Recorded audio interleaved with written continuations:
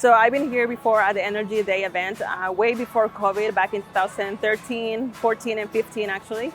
I came here with my high school at the time. So these events were kind of like our opportunity to see like hands-on events and like experiments with them. So it started with like little experiments like today, and then eventually kind of evolved to like huge conferences of actually companies. So I think this event, that's where it started my spark for engineering.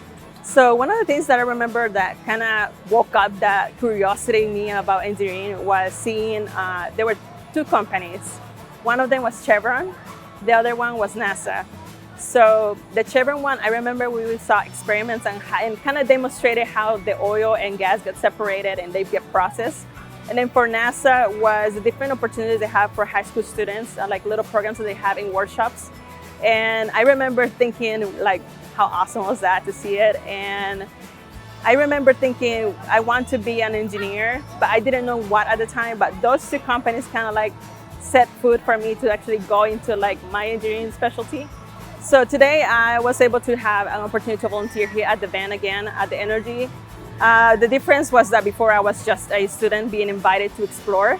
This time I was more behind the scenes helping with the setup of the event and actually being able to talk to students. So before I was the student asking questions, this time I was like answering their questions, telling them about the event itself.